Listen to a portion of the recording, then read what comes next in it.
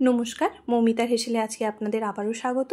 आशा करछि आपनारा सबाई खूब भालो आछेन, आमिओ भालो आछि। आज के बानिয়েছি देखुन साँची लाउয়ের रेसिपि। सब समय आमरा लाउ चिंगड़ी लाउ बुड़ी दिए खाई, आजकेও आमी लाउ चिंगड़ी बानिয়েছি, तबे एकटू अन्यरकम भावे।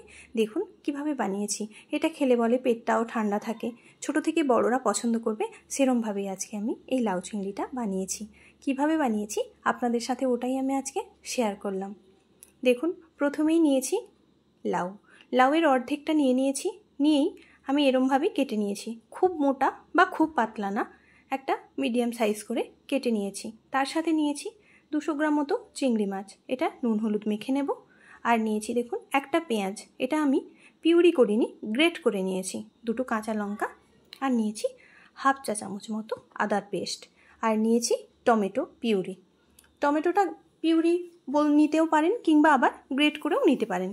এদিকে প্রথমেই আমি দেখুন লাউয়ের মধ্যে লবণ হলুদ আর একটু শুকনো লঙ্কার গুঁড়ো দিয়ে ভালো করে মেখে নেব। তাতে করে লাউটা কিন্তু একদমই নরম হয়ে যাবে। বেশ কিছু সময় ধরে কিন্তু এটা মাখতে হবে। এরকমভাবে যখনই মাখতে থাকবেন দেখবেন লাউয়ের ভেতর থেকে অনেকটা জল বেরিয়ে এসছে। মেখে আমি এটা 5 থেকে 10 মিনিট রেখে দেব। তারপরেই কিন্তু আমি এটা রান্না করব। দেখুন কিরম হয়েছে, এর থেকে কিন্তু অনেকটাই জল বেরিয়ে গেছিল। এদিকে একটা কড়াই বসিয়ে তার মধ্যে দিয়ে দিলাম তেল, আর দিয়ে দিচ্ছি লাউগুলো। সব লাউটাই কিন্তু জল ঝরিয়ে পুরোটা দিয়ে দিতে হবে। এবার এটা একটু সময় নাড়িয়ে ঢেকে ঢেকে রান্না করতে হবে। এরমভাবে রান্না করলেই দেখবেন এটা একদমই নরম হয়ে গেছে লাউটা। আমি এটা একটু সময় নাড়িয়ে ঢাকা দিয়ে বেশ কিছু সময় রেখে দিয়েছিলাম, তখনই কিন্তু এর থেকে জল বেরিয়ে গেছিলো। সেই জলেই কিন্তু এটা পুরো সুন্দরভাবে সেদ্ধ হয়ে গেছিল।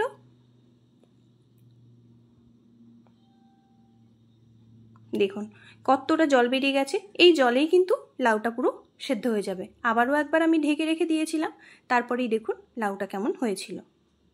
পুরোপুরি সুন্দরভাবে সেদ্ধ হয়ে একটু ভাজা ভাজা মতো হয়ে গেছিল।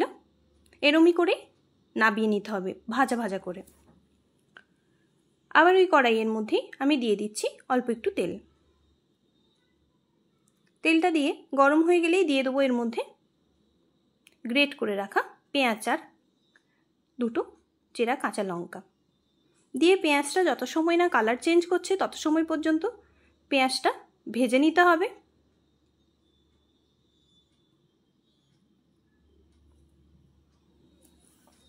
দেখুন পেঁয়াজের কালার চেঞ্জ হয়েছে, এবারেই আমি দিয়ে দিচ্ছি আদা বাটাটা।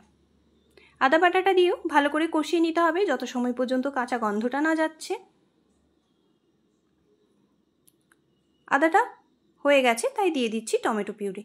টমেটো পিউরিটা দিয়েও ভালো করে কষিয়ে নেব। তেলটা ছেড়ে ছেড়ে আসবে সেই পর্যন্ত রান্না করে নিতে হবে। দেখুন তেল ছেড়ে ছেড়ে এসছে। এবার আমি গুঁড়ো মশলা অ্যাড করছি। কালারের জন্য হলুদের গুঁড়ো, আর একটু সুন্দর রেড রেড কালার হবে তাই দিচ্ছি একটু কাশ্মীরি লঙ্কার গুঁড়ো।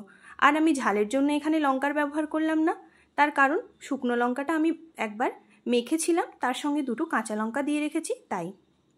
আর কিছুই মশলা দেব না। এবারে দিয়ে দিচ্ছি নুন হলুদ মেখে রাখা চিংড়ি মাছটা।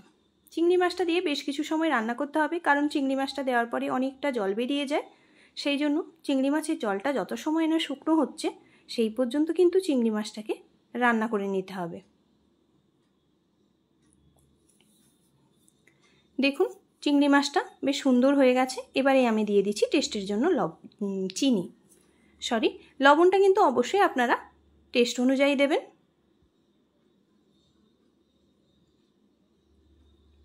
লবণ আর চিনিটা অবশ্যই টেস্ট অনুযায়ী দেবেন। দেখুন চিংড়িটা একদমই রেডি হয়ে গেছে। এবারেই এর মধ্যে আমি লাউটা অ্যাড করে কষিয়ে নেব। কোনোভাবে স্কিপ করে গেছি আমি। দেখুন লাউটা দিয়ে এরমভাবে কষিয়ে নিয়েছি।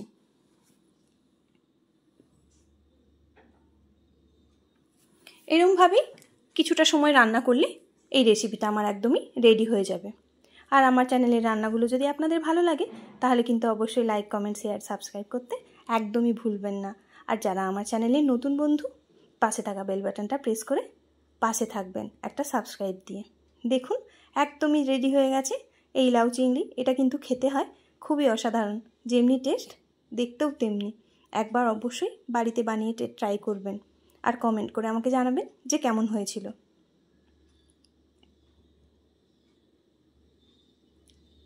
গরম গরম ভাতের সাথে এই লাউ চিংড়ি হয়ে গেলে কিন্তু আর কিছুই লাগে না।